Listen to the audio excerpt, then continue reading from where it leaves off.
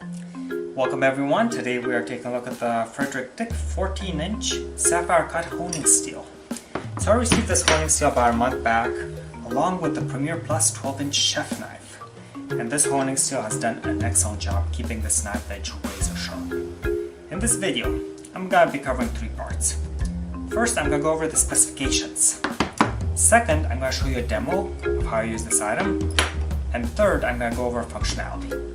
So let's begin with some measurements. The honing steel has an overall length of 19.5 inches with the length of the honing surface at 13.75 of an inch. This item is made in Germany and I reached out to the manufacturer to confirm the hardness rating on the honing surface, and it is 66 Rockwell.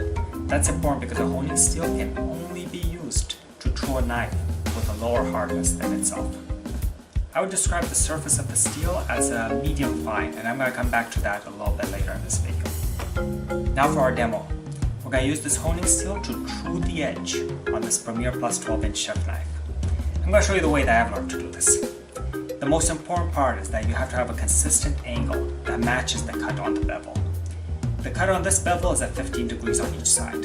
So to find our angle, we're going to start here, 90 degrees, half, 45 degrees, have it again to 22 degrees, and just a little lower should bring us to about 15. Now that we have the angle, I'm going to pretend to cut a little sliver right off the metal. And you should hear this distinct ring, almost like the knife is singing. You hear that?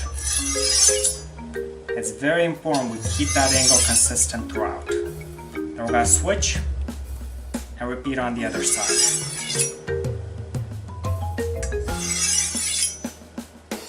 Now there are a few caveats that apply when you're working with a larger 12-inch chef knife. Normally you put a little bit of pressure on the knife as you're honing the steel, but with a 12-inch knife, it's a lot heavier.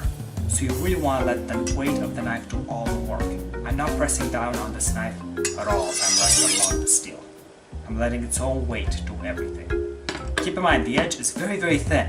If you press down on it too hard, you'll fold it over on the other side. And you can easily check whether we have this right. I like to run my fingernail down, right along the edge, and I'm trying to see if it catches on. I'm going to repeat on this side. And it's not catching, so I think we have it right. Now to test out our edge, let's see how we can feather this paper. Look at that. And I always want to make sure I check several points along this blade. We can see we are sharp. Wow. Then right across the paper. And one more for a good measure. Look at that. Slices right through. It actually feels a lot sharper now than it did when it came out of the box. And that's because of the micro serrations that this texture creates on the edge of the blade. I'll talk about that in just a little bit. Moving on to the last part of our video, functionality. The first aspect I want to talk about, the surface texture. So this is described as a sapphire cut, and I would say this is about a medium fine. As a comparison, I have a different honing steel here. This is a J. Henkel's, also German made. And I'm not sure if you can see on camera, but this one is a lot rougher. It just feels so much rougher.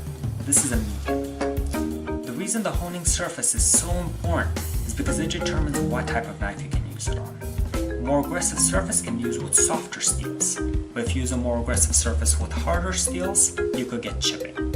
As an example, this Musat Dick Premier Plus knife is a 56 on the Rockwell scale, which is perfectly fine to use with this Musat Dick steel. But I would risk chipping the blade if I were to use it with a coarser J. Henkel steel. In contrast, this is the Winco Churro, which is about a 52 to 54 on the hardness scale, and this one can be used with either this steel or this steel with pretty much no risk of chipping.